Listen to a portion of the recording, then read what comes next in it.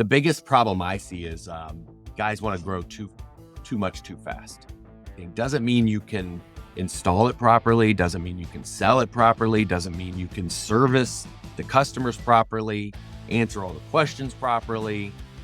It's kind of like with your neighbor's lawn. You know how there's sometimes he'll mow a little bit of your lawn, you'll mow a little bit of his lawn. So it's kind of like a competitor in town. You don't just go over and just take over your whole neighbor's lawn.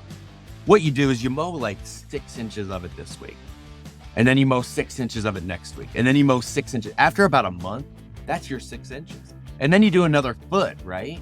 And so by the end of summer, you may have gained like 2 feet, of property. And he's cool with it because he's like, well, I think, he's been mowing that the exact way for, this whole year. Maybe that's his property, Right. It's the same thing with competitors. If you go out there strong and just go after them, they're going to put you in your place real good. You might even lose grip. Welcome to the Ride and Style Podcast, your turbocharged pit stop for automotive restyling. Buckle up with Jesse and Josh. All right, Josh, we're back for part 2. Thank you for being with me today. I'm glad to be back. So last session we did an introduction. You talked about your background and some challenges and triumphs and the evolution of the industry. And we even went into kind of like memorable moments, and you told some awesome stories and business. We talked about business strategy a little bit and all my there was failures. Exactly. And a really cool section about handling challenges. And you gave examples of how you deal with tough customers. And so the first question is can you share some advice for somebody just starting in the auto restyling industry? Yeah. I think what happens, especially if you're starting in this business, there's so many avenues, there's so many products, there's so many vehicles, there's so many different kinds of customers. So my advice would be to do what you do well. Stay in your lane type of thing. Figure out what it is that you can do. If it's electronics, great. Do electronics, great. And get that under your belt before you jump into something else. The biggest problem I see is guys want to grow too much too fast. And they think, oh, well, I'm an auto accessory store, so I can do everything. Well, when you say you can do everything, just because you might be able to buy or have a partner to get everything doesn't mean you can install it properly, doesn't mean you can sell it properly, doesn't mean you can service the customers properly, answer all the questions properly. And that's why I'm just a big believer in get something, get really good at it, maybe not perfect, but get really good at it before you bring something else in. And I used the analogy one time when I was talking to somebody. It's kind of like with your neighbor's lawn. You know how there's sometimes he'll mow a little bit of your lawn, you'll mow a little bit of his lawn or something like that. And if you're, it's kind of like a competitor in town. You don't just go over and just take over your whole neighbor's lawn. What you do is you mow like 6 inches of it this week, and then you mow 6 inches of it next week, and then you mow 6 inches. After about a month, that's your 6 inches. And then you do another foot, right? And so by the end of summer, you may have gained like 2 feet, of property. And he's cool with it because he's like, well, I think, he's been mowing that the exact way for, this whole year. Maybe that's his property, Right. It's the same thing with competitors. If you go out there strong and just go after them, they're going to put you in your place real good. You might even lose grip. So just do it slowly, bring on a new product, get it under your belt, get it done well, and then branch out would be my suggestion. So that could be as narrow as a specific product, right? Like Absolutely. Let's say you really wanted to get good at leather installation or sunroofs or PPF. Yeah. Maybe focus on that and like become the expert in your area on that. Is that kind of what you mean? Yeah, absolutely. I mean, I remember for years and years and years, we never did products like hitches. We never did window film, tint. I got calls for tint for years and years and years. And I wasn't ready for it. And I think I tried it one time. We kind of failed, but eventually I said, okay, we're going to do this, but here we're going to build the foundation a little bit better. We're going to take some risks, but we're not going to just, do stuff and jeopardize, because especially if you're working with car dealers, if you mess up something for them, they don't remember what it is you messed up. So you can't go in like 6 months later and go, yeah, I know we're no good at window tint, but I'm still here. I'm here for your heated seats. Because to that guy, he's like, I don't remember what you guys did, but you messed something up and a guy got a bad survey and a customer got upset at me. I don't want to deal with you about anything.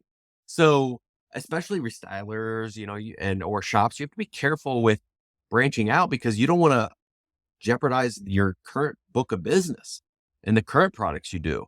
So yeah, I mean, yeah, it could be just as simple as one product that you just bring on, or one category that you bring on, but you just got to slowly build into it. This is a little bit of a tangent, but you reminded me of a situation. I want to get your advice and take on this. So, we're working with, an auto trim in Seattle market, and they, when you get to the point where you've been around for 40 years and you do everything, Yeah. but there are certain things that the company does better than other things, right? Yeah. And there are times when it feels like it might make more sense to have a referral partner. And I'll give you an example of that. Right now, we're talking about this because of vehicle wraps. Yeah. So vehicle wraps is really hot. Yep. And right now, I mean, especially with fleet, commercial fleet vehicles, or small business owners, they want to wrap that truck and look amazing. So, that's a really iffy one, because could we do it? Probably.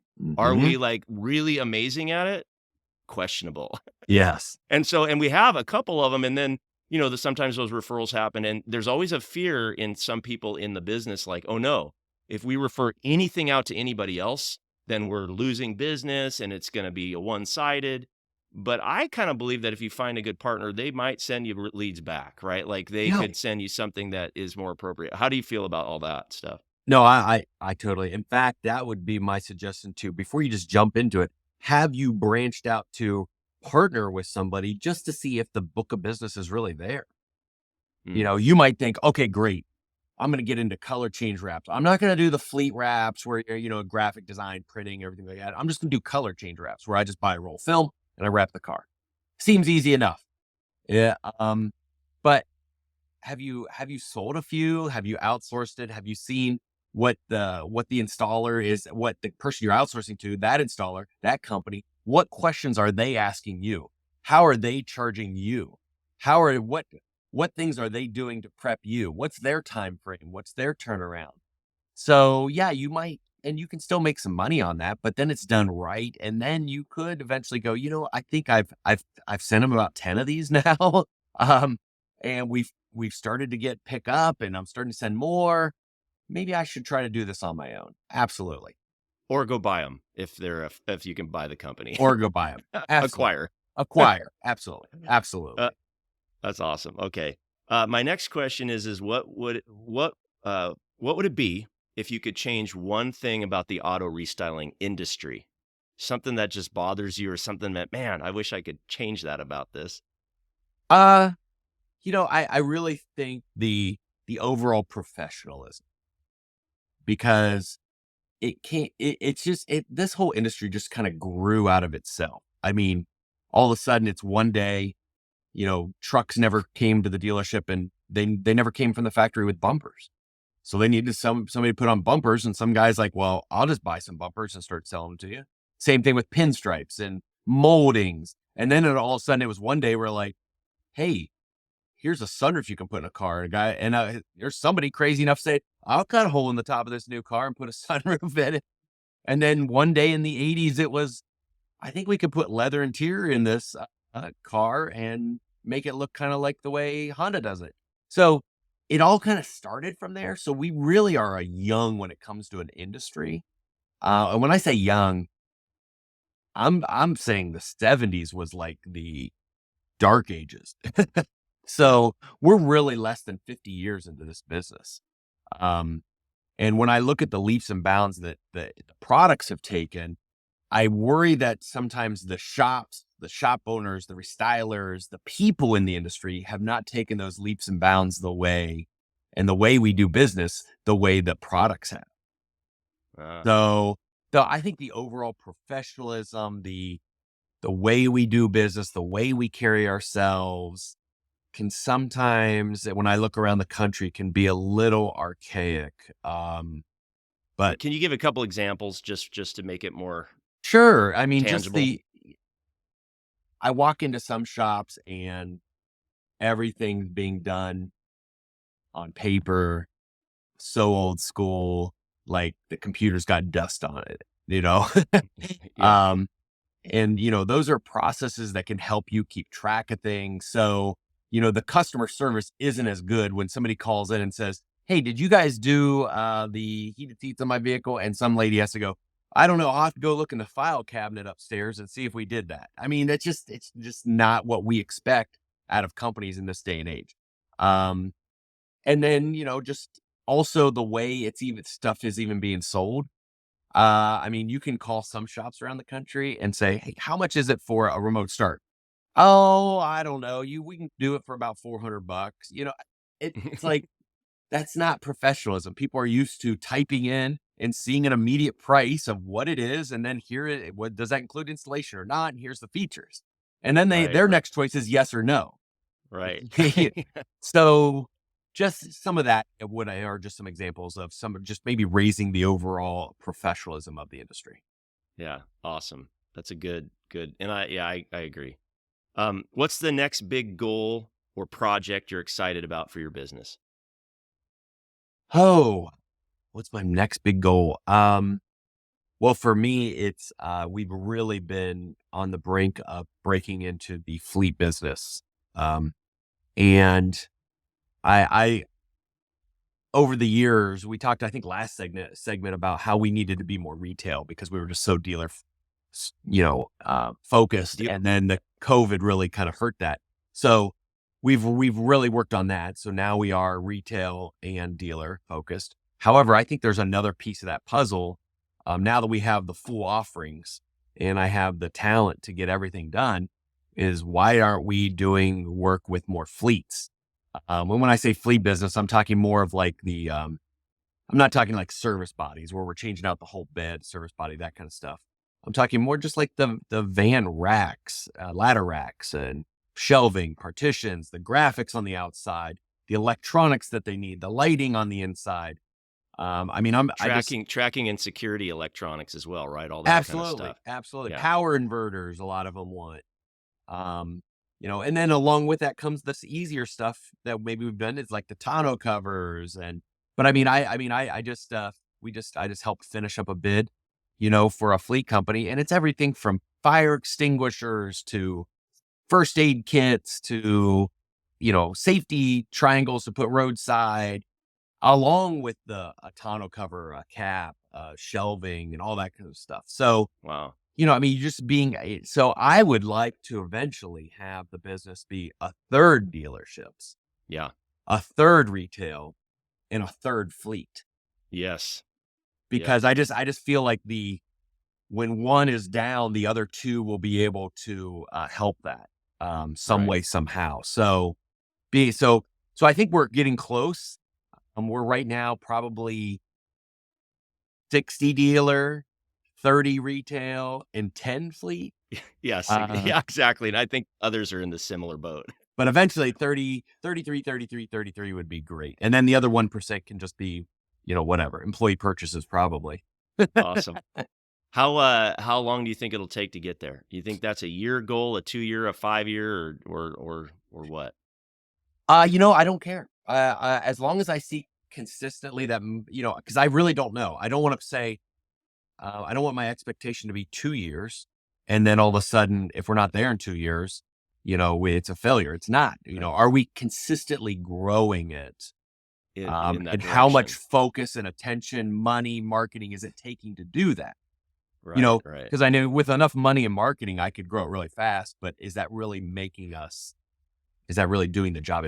Are we making money on it? Are we losing eyesight? Are we losing ground over here? And that's why I Yeah. mean, the goal is to grow it while the other two are not failing. Right, right, exactly. I could Well, I could be 70% fleet overnight, but I am not doing any business. right. Well, and you also have to have your production to be able to keep up with that. Operations has to keep up with that. The whole system, you don't want to break the whole system. So that healthy Yeah, growth and yeah, that makes sense. yeah. Let's move on to some final takeaways and some recommendations. So my first question is if you could go back to when you first started, knowing what you now know, Hmm. what's one thing you'd do differently? One or two things. What would you change? Um, I would be I think my management style and or just maybe getting out of the way sooner than it took me. Um, I think I had too much. I was wanting to. I was involved too much. My control or my just having to have my thumbprint on everything. We talked about that funnel. Um, Getting out of the way and just trusting employees to know that they will do it. They may not do it your way, but they will do it, and some of them will grow from it, and they will get better and make you better. You always hear about these guys who are very successful, like, well, they put really smart people around them. And it's true. You can put really smart people around them, but if you don't let them do their thing, then you're still just a one person show. So I would go back in time and talk to myself and say, listen, you've got great ideas, you have the desire, you have the will, but maybe just take a step back and let things happen and don't get involved too quickly to try to solve or correct or fix or do this, that. Just let people make some mistakes and learn from it, and you'll grow more, longer, faster. I think what I'm hearing too is like you don't want to micromanage and also you don't want to have to save people, right? Like it's one thing to instruct and coach and guide and direct and delegate, but you don't want to come in and save them every time there's a little problem and they become addicted to that too Yeah, because you're enabling the behavior of not being self-sufficient. yeah. I It's think like, uh, hey, I think going right along with that is, and a good friend of mine, a mentor in the business, says, you're driving a bus. That's the company. Everybody on that bus is in a seat. But if something's not working, either that person is in the wrong seat on the bus, or they need to get off the bus. And right. I've always been more of a, oh no, we'll just keep Bill doing this and doing that. We'll just keep, no, he's a good person or she's great, this, that. Sometimes you just have to either get them off the bus or move them into the right seat where they can flourish. And I've always been slow to react to that. And now I've got some people that are pushing me to be faster in reacting to that and saying, we can't just keep trying to cover over their mistakes or this or that. They just either need to be in another seat or they need to be off the bus. That's great. Awesome. Let's move on to the tip of the week. Tip of the week. And what's one tip you would give folks starting in the restyling industry? It might be a tool or a book or one resource that made a difference for you. Um, I would say for me, it's be we talked a little bit about it last week, is take every phone call, visit every person, be that person for them, be that guy, be the yellow pages or be the Google where they're calling you. I just had a guy call me this morning. It was awesome. I haven't talked to him in a long time. He's a used car manager at a store. Um, and he calls me, he goes, Josh, I just got to ask you a question. I'm having I bought this vehicle for the store. It's got big lift wheels and tires, and it's shaking real bad. What can I do? And so, I gave him a few options. Now, none of them had to do with us, but I said, here, call this person, maybe have them look at, see if they've got a road force balancer, or call this person. If that doesn't work, then maybe it's a bent wheel. I said, but it's got to be one of those things, unless you got really cheap tires and they're old or this or that. And so he knew that even though I wasn't going to do anything, make a dime off of him or anything like that, he knew he could call me and I would give him the right or the honest answer and put him in the right direction. And so he's got me on speed dial, even though I haven't talked to him for probably 6 months. And now I'm worried, but no, he's got me on speed dial, and he does a lot of business with our company, but he knows that if I need to call, if I've got an issue, I've got a guy in my pocket. So if you're starting off, got to do that for people because they will be look to you and they will give you work because they want to keep you in the Rolodex, so to speak. You're the go-to guy. Yeah. I love Yep. it. That's great. Um, this is a bonus question. I just thought of it. Let's talk about SEMA just because this big event is coming up here Yeah. really soon. It's Yes. I mean, we're flying out of here pretty quick. So tell me about that for you. What are you doing at SEMA? First of all, how do you feel about it? What's your role in it? And what do you do? I know this might take a few minutes, but I'd Yeah. love to Yeah. get a Yeah. little background. And let's talk about SEMA and your participation and what you do in it. But man, I look back, SEMA's changed for me a lot over the years. I mean, when I first went to my first SEMA 20 some years ago, it was, you just go in and I would walk the show in a few days and I'd fly out. Um, and yes, the primarily still is a trade show where you're going in, you're trying to see new products and this, that, but most stuff I feel you don't see that at the show. There are some stuff, but for the most part, when a manufacturer comes out with something new, they email blast everybody or they put it on their website, so or their social media channels. So you're gonna see it. It's not just the show that they reveal all these things. You might be able to have more discussions in purpose, but now I've transitioned because technically I go as a buyer. So I'm walking through, I'm looking for stuff, something new, something might fit into our business, maybe another product. But also I'm also spending time talking to the manufacturers that I do business with, find out what's coming down the pipeline for them. What issues are they having? I might have some issues that I need their help on. And when you have that one-on-one discussion, it's better than a phone call. So it's just, kind of doing that. But for me, SEMA has really turned into a networking event over the last 10 years or so. So about 10 years, I got involved with SEMA Pro, the Professional Restylers Organization. So we have a booth out there. We have some meetings. We have the Pro Cup Challenge where it's a big, for restylers around the country, build vehicles and they bring them. And it's just restyling packages. It's not these $150,000 packages that you see out on the lot that nobody's going to sell. These are everyday drivers that restylers can come and see these packages. So having a hand in putting that program together was fun. Volunteering, 365 days out of the year for SEMA and has been fun. So now, for instance, I fly in on Sunday, whereas never I would come in maybe Tuesday. Now I come in Sunday. I do have one meeting Sunday evening. And then Monday, while all the manufacturers are setting up their booths, I've got 3 or 4 meetings, a couple interviews. I've got a new product showcase judging that I have to do. And then on Tuesday, I hope to walk the show a little bit.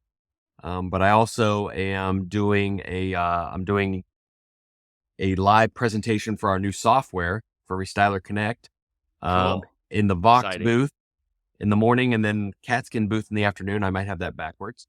So I'm doing that Tuesday and Wednesday. And then Tom, my partner, is doing it Thursday and Friday. And then Tuesday, I'll walk the show. Wednesday, I have a few meetings and then we have our happy hour in the pro booth. Tuesday night, we have our pro reception at 5:00 outside. So restylers can come to that. And then Thursday for me is big just because I've got a general membership meeting at 7:30 in the morning for SEMA. And then that night is our live banquet that we have, which is pretty cool. And last year I won SEMA Person of the Year. So this year I get to hand it out. So that'll be fun to hand out to the Person of the Year. So there's usually 3,000 or 4,000 people there that everybody's dressed up, black tie affair type of thing. Awesome. That sounds great. Yeah. So it's changed a lot for you. And what's your official title for in SEMA Pro? Right now I am the immediate past chair. So, Okay. yeah, IPC is what they call us. So I'll do that for another year and a half, and then I will be put out to pasture. Okay. Is it a lot of responsibility? It sounds like quite a bit. Being on the select committee, yep, there's good responsibility. There's 15 of us now, and we're really have a voice in leading the industry and where we're going, and we have close to 300 members that we're responsible to do stuff for and make the industry easier and try to give them tools. But then I did that for 6 years, and then I ran for chair. So for 2 years, you become the chair elect. And so that becomes more work. And then for 2 years, you become the chair, which is a lot of work. And then the IPC is more of just a consultant role. So I'm there to support the chair and the chair elect, and they might ask my advice, but usually it's because you've been around a lot longer that than some of the newer people. You can maybe give them some advice or consultation. That's awesome. What's the benefits for, let's say, somebody getting in an installer or restyler? Why would they want to join and be a part of it? Well, you would want to be a part of Pro for a couple reasons: the networking, some of the extra tools we have, the stuff that's available, the education that we have available. Um, that's vital to be and to have a voice in the industry. Hmm. I mean, there's a lot of stuff that people have no idea that's going on with legality and overreaching from the government affairs that are trying to outlaw certain things. I mean, very, very close to now, there could be a law put in place that you can't modify your own car. Now, if that happens, now granted, they're going after the body shops and maybe the mechanics that aren't using OE parts. But if they end up winning that battle, then technically you can't even put window tint on your car. Now, what if that were just to happen overnight and the shops were like, what? Well, we're in the middle of kind of, the discussions and SEMA's really taking that fight to them right now. So just being involved in that and having a voice and staying in tune with that is important. So Huge. yeah. And then there's also the giving back factor. I mean, you give back your time, you give back some of your knowledge, your expertise and things like that. But I'll tell you, I mean, you always gain 3 times what you put in and what you give. So it's really been nice last 10 years for me. That's awesome. Yeah. I look forward to it. This will be a great, my actual first trip to SEMA. So Awesome. It's going to blow you away. Wear nice Yeah. walking shoes, double up your socks. And it's kind It's of a lot weird of because miles. yeah, I mean, you'll walk easily 17 miles a day. Wow. Yeah. Yeah, that's awesome. I did sign up for a whole lot of classes.